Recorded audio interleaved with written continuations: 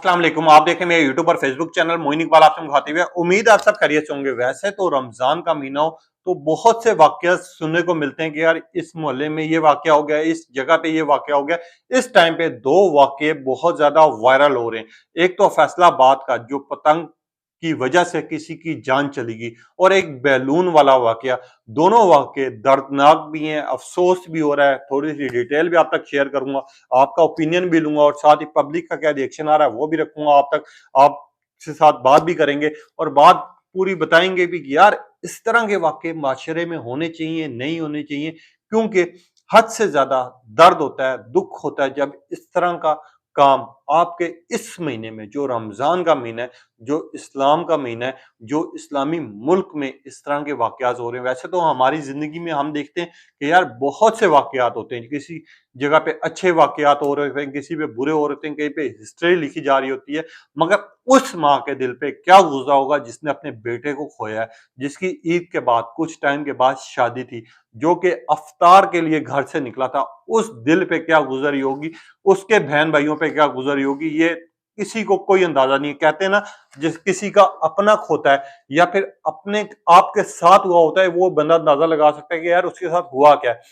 अब आपको पता है जिस तरह के फैसलाबाद का ये वाक्य है कि यार एक बंदा अफ्तारी का सामान लेने के लिए घर से बाहर निकलता है, मोटरसाइकिल पे जा रहा होता है, और रास्ते में हम देखते हैं कि एक पतंग जो कटती है, जिसकी डोर गुजर रही होती है, वो उसके गले से फिर जाती है। अब वो किस तरह अपने आप को खड़ा किए, संभाला, मगर वहां पर जो लोग थे वो इकट्ठा हुआ, उन्होंने बचाने की कोशिश की, मगर उस टाइम तक उसकी गर्दन काट चुकी थी।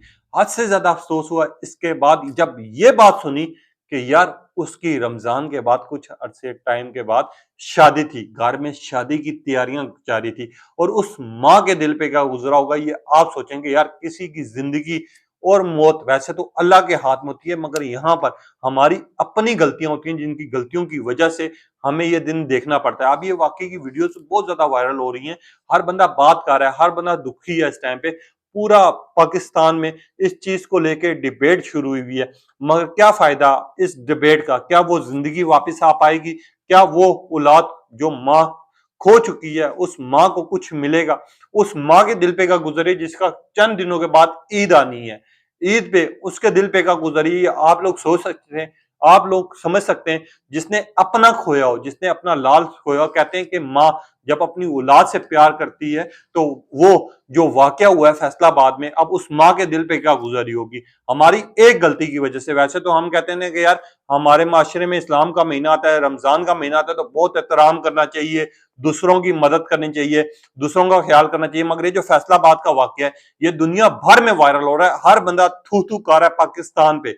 कम से कम इन चीजों का ख्याल करना चाहिए, कम से कम रमजान का ख्याल करना चाहिए। आप और कुछ नहीं कर सकते, अपने बच्चों को, अपने घर वालों को कम से कम ये चीज समझा दें कि यार उन बच्चों को ना छत पे चढ़ाएं, ना ऐसी डोर दें।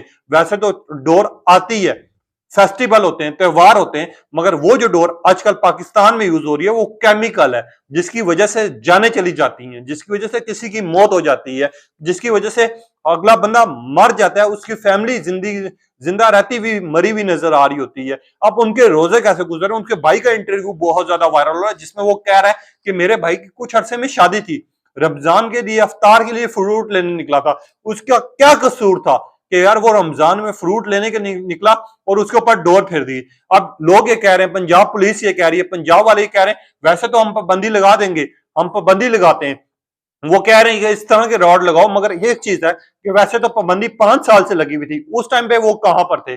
और उन लोगों का जिनके बच्चे की वजह से किसी के बच्चे की जान गई, वैसे तो कह रहे हैं कि मुलजिमान पकड़े गए हैं, मगर उस मुलजिम को आप पकड़ सकते हैं, आपको अंदाजा भी है वो किस छत से, कौन सी जगह से पतंग उड़ा रहा था। और ये मैं उन माँ बाप के लिए भी वीडियोस कर रहा हूं, कम से कम अपने बच्चों को थोड़ा बहुत सिखाएं कि यार आपकी वजह से किसी की जान जा सकती है।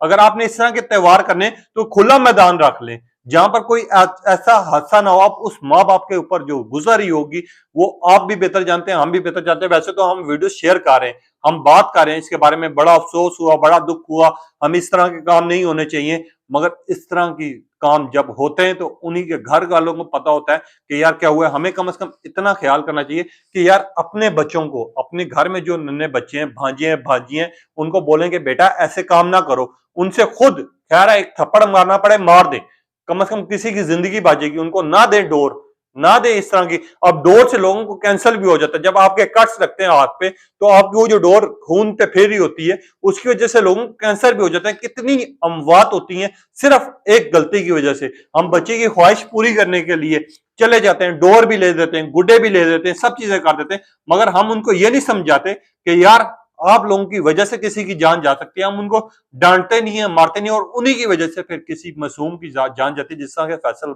बाद में अब ये जान गई है। एक चीज तो ये, दूसरी चीज बैलून वाला वाकया, बैलून का वाकया बहुत ज्यादा वायरल हो रहा है। हर बंदा उसके ऊपर तबसरा कर रहा है, बात कर रहा है। अब लाखों लोगों का मजमुआ था वहां पर, उसके बैलून फाड़े जा रहे थे। वो बेचारा मजदूरी करने के लिए आया हुआ था, उसने अपने घर रोटी पूरी करनी थी। वहां पर इंसानियत मार चुकी है, इसका तो सबक आज मिल चुका है। एक बंदा भी इंसानियत के नाते उसको बचा नहीं रहा था, लोगों को समझा नहीं रहा था। लोग अपने मजे के लिए, अपने आप का टाइम पास करने के लिए उस बैलून को फाड़े जा रहे थे। वो गरीब का बच्चा जिसकी मजदूरी, जिसका घर इस कारोबार से चलता है, उस घर पे क्या गुजरी होगी जब ये वाकया। वैसे तो हर एक्टर हमारा पाकिस्तान के जितने भी अदाकार हैं, सियासतदान हैं, जितने भी बड़े बड़े, ये वीडियोस लगा रहे हैं, उसके ऊपर कह रहे हैं अफसोसनाक वाकया, ऐसा नहीं होना चाहिए था, वहां कोई इंसान नहीं है। मगर हम लोग रमजान का महीना हो या फिर कोई और महीना हो, हम लोग 5 मिनट की वीडियो नहीं बना सकते। हम लोग ये नहीं कह सकते कि यार पाकिस्तान में जिस तरह के काम हो रहे हैं नहीं होने चाहिए। इस तरह तमीज करें। आप लोग थोड़ा सा ख्याल कर लें कि यार कोई बूट पॉलिश कर रहा है, कोई बैलून बेच रहा है, कोई पेन बेच रहा है, उसकी मजबूरी है, उसी के ऊपर वो अपना हक हलाल का कमा के खिला रहा है। अगर आप उसकी कमाई पे डाका डाल रहे हैं, आप अगर उसके साथ तंग कर रहे हैं, तो आपकी ये रोजी रोटी, आपकी जो आप खुद कमा के घर लेके जा रहे हैं, वो हलाल होगी या नहीं होगी, इसके ऊपर बड़ी डिबेट पे छिड़ी हुई है। अब उस बैलून वाले वाक्य को लेके वैसे तो बड़ी लोग बातें कर रहे हैं कि यार इस तरह का वाक्य नहीं होना चाहिए, पाकिस्तान में इंसानियत मर चुकी है, पाकिस्तान में ये हो चुका है, पाकिस्तान में वो हो चुका है। क्या हम लोगों ने खुद भी कभी फर्ज अदा किए कि यार कहीं पे ज्यादती हो रही हो, कहीं किसी के साथ अगर बदतमीजी कर रहा हो कोई, हम उनको समझाएं जाके। हम खुद ये काम करें कि यार जिसकी वजह से हमारा दिल जिंदा रहे। अब हम वीडियोस को लगा देते हैं, ट्रेंड बना देते हैं, अफसोसनाक लिख देते हैं, अपने ऊपर लोगों को घायल करने के लिए इस तरह की वीडियो चढ़ाते हैं, मगर हमारे में से कोई ये नहीं करता कि यार उस बंदे का पता करे, उसके घर जाए, उसको बोले कि भाई बेटा आपने सब्र करना है। इन्हीं चीजों की वजह से लोगों को अपने मुल्क से, अपने अवाम से नफरत होना शुरू हो जाती है। यहां तक कि नफरत इतनी बढ़ती है कि कल को वो एक दूसरे के दुश्मन बन जाते हैं। हमारा काम बनता है कि हम अपने मजहब को देखें, हम अपने इखलाक को देखें, जिस इखलाक की वजह से ये मुल्क चाह रहे हैं, हम उसको प्यार करें। अब होना ही चाहिए था उस माँ के घर, पंजाब घर से जितने भी बड़े सियासतदान हैं, जितने भी बड़े अदाकार हैं, जिन्होंने ये वीडियो देखी है, जिनको अफसोस हुआ है, जाते उन माँ को दिलासा देते, उन माँ को समझाते, जिस माँ का बेटा खोया है। इस बैलून वाले के घर जाते यार, बैलून वाले को कहते हैं कि यार आपके साथ गलत हुआ, हम आपके साथ खड़े। अगर आपने वीडियोस चढ़ानी थी, आपने अफसोसनाक लिखना था, तो वहां जाके उससे मिलते, उसको समझाते कि यार इस तरह के वाकयात होते रहते हैं, ये सबक मिलना चाहिए।